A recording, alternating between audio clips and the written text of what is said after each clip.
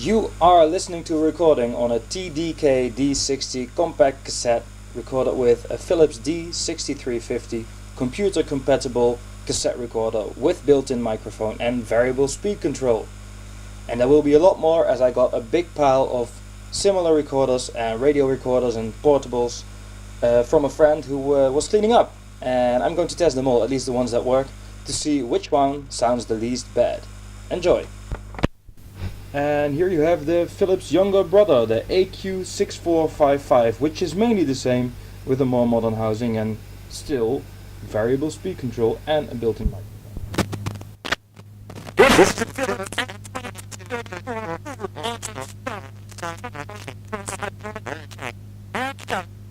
And I'm getting lonely, somewhere safer where the feelings stay. This is a Sharp, and it's a danger to my tape as it just jammed badly, as you can see in the picture. And it's destroyed all the previous recordings. Well, oh. It jammed again. Okay, it was recording Spandau Ballet just now over the radio. But it jammed, so I can't prove that. It's very 80s, including its reliability. I'm going to stop it now, as it's definitely not doing a very good job at transporting the tape. And here is another radio recorder. This is a Graz Page Cassette 310. And normally I'd start with the radio recording first, like I just did with Neil Young on the Sharp. But I just found out that the radio is much louder, and the automatic record control won't readjust after I switch to microphone, so my voice was absolutely horrible. This one actually belonged to my granddad once, gave it to a friend and it came back. We once saved this off of a central heating radiator because my granddad didn't have a clue what he was doing. Anyway, going to switch to radio now. J'espère que tout se passe bien de votre côté. Vous savez que nous allons découvrir un nouveau making-of. The day I die. If I take ya, dip truck, lip Fantasia. Oh yeah!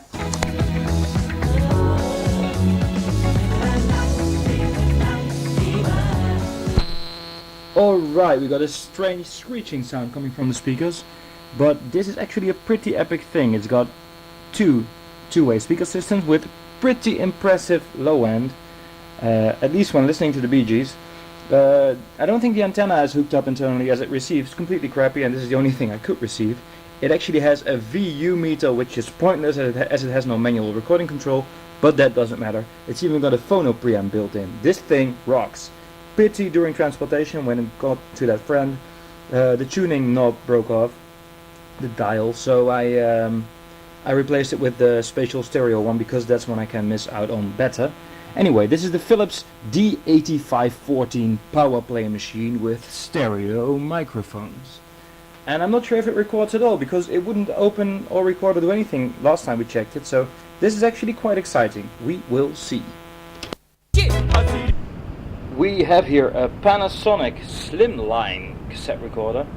Doesn't say much else on it. It's got a built-in microphone, that's what it says. It's got a built-in handle, it's always nice. And then I'm looking for the rear, what does it say? Oh, here's something. The RQ21, no? 2102? I'm looking at it upside down. Yes, the RQ2102. It's really plasticky and it's really cheap looking, but it's actually kind of cute. So let's see what this does.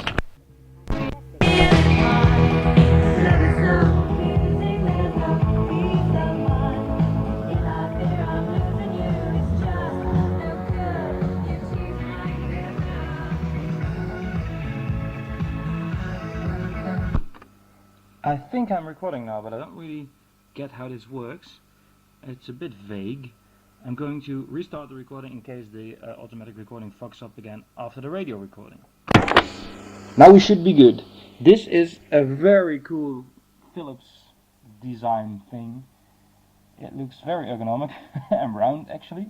It's a radio recorder, double cassette back this time. One of them records. I'm not sure yet if there's a microphone built in, but it says mic on the... Oh, I found it, there's a little hole here, just one. It says mic on the mode selector. I haven't found a model number yet. There should be one. It's very early 90s. Ah, it is the AW7192. And it actually sounds pretty impressive. I really like this one. Out again. It's just a garden in a rain. Only the sky is. I never listen to radio, and there's a very good reason for that. My god, what a bunch of crap there's on here. Don't think I like any of this. I like Neil Young. Anyway, this is a Grundig RR340 stereo radio recorder in blue. And I actually had the smaller version of this one in brown, which is one speaker and about the same thing otherwise. Except somehow this one doesn't sound as good as mine did. This has no low end at all. I think they started using Japanese speakers in these. Anyway, it's got two microphones, so let's find out how the stereo imagery is. And I have some good experience with these machines, so I expect it to work quite well. Let's see.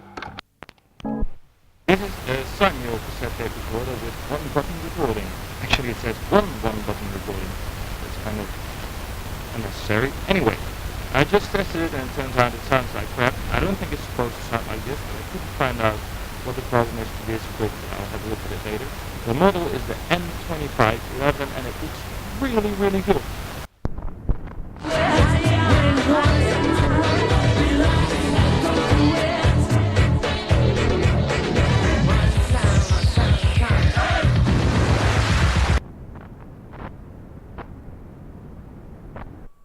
Testing 1 2 1 2. Got it! That took me some time to find out. Actually, I wanted to talk right after Frankie Goes to Hollywood, but it only erased. And as it turns out, this pretty epic thing, which is definitely the model load of this collection, has a switch on the back saying microphone or line in. And I'm still not sure where the microphones are. I can't seem to find them. They must be somewhere because it was recording my voice. But anyway. This is the Philips Q booster, Q as in cube, as it's very square, and booster as in it's bloody loud. It's got 6 speakers for fuck's sake, 4 woofers, 2 tweeters. It's completely berserk, makes no sense at all in a housing like this, but it doesn't matter. And it's actually called the D8348. It's got a 3-band equalizer, it's got a phono input, a line input, microphones built in, type 2 possibility, and logic control. That's a bit wonky because that's what they tend to be. As it's belt driven, so I have to open this one up, but this one is not going to leave this house. It is wanted, it is actually quite expensive, but no, this one is going to stay because it's just spot on for me. It's really my youth in a nutshell. And it's got the most over-dimensioned dial for tuning the radio and the biggest handle you'll ever see. I love this. This is my dusty but trusty Marantz PMD 101. I already own this one for years. I actually bought it new old stock, and it's a kind of a nice reference for portable cassette recorders, as it's pretty serious but the cheapest from the series. So it's got automatic level control and it's mono. It does have a pretty nice built-in microphone though by AKG, and it runs off batteries, which is practical when I want to make a field recording or anything. I also got a Walkman Professional, the WMD6C, which is cool as well, obviously, but I sort of like this Marantz for some reason. It's really get up and go. I'll also use this one to describe the machines that you haven't heard because they wouldn't work. Starting with the BOSF CC recorder 9101 with Type 2 functionality, as it would play back but wouldn't record using anything. It doesn't have a built-in microphone, but it wouldn't record using another microphone either. It looks really cool though, but doesn't work. Then there's the Philips N2233, which doesn't do anything at all, but it looks cool. Then the screaming noise you heard with me sounding very wonky was the Philips N2234. I did leave that recording in because it's kind of funny, but I was actually saying that it probably wouldn't record as these things always have bad erase heads. Looks like this one has more problems. Then there's the Philips radio you see now, which may work, but I couldn't test it because someone destroyed the power entry and there's no wire coming out of it right now, so I'll fix that later. Let me see, I'm looking at the pictures on my phone now. Oh yeah, there's the really nice Sierra, which is actually a Philips made in, I think, Spain. I didn't bother to try it because I didn't have the plug that goes with it, which is the same as in some old Philips record players and MFB speakers actually. But I know this will have worn belts, as will the other one, which is actually the first Philips cassette recorder. That's the first model ever made. They actually work quite well if they work, but they always need new belts. Okay, then let's continue. There's that really great radio, the big ass Crown, which is very plasticky but sounds really impressive, as I will show you now. Op de E17 richting Frankrijk tussen Aalbeke en de grensovergang. En in de provincie Limburg zijn de noodnummers 100 en 112 tijdelijk niet bereikbaar. Dieren, ga naar uw reisbureau. It's even got VU meters, and the cassette deck wouldn't stay in record, so I couldn't try that. Then there's the N2208, which wouldn't record, but it was also coming apart for some reason. There were no screws in it. Ran fine, didn't record. Didn't play back either, so that's something wrong, but it does come with its original box. And there's a little radio with a broke-off power switch. Yeah, no cassette deck there. And then we get to the silver, which seemed to work fine, but wouldn't record at all and had a loud screeching sound in it. It's kind of nice though, it's really retro chic in a way, and it's actually pretty ugly. That's all the machinery today. It's quite enough, I think. I also got a lot of other stuff, loads of Walkmans and a few Discmans and some Revox NAB adapters and I don't know what, some hi-fi equipment, and I'm really having fun sorting this out. I won't keep most of it because it's just not the stuff I use, but I love going through it and testing it. So I'll be having some fun the next few days. Goodbye!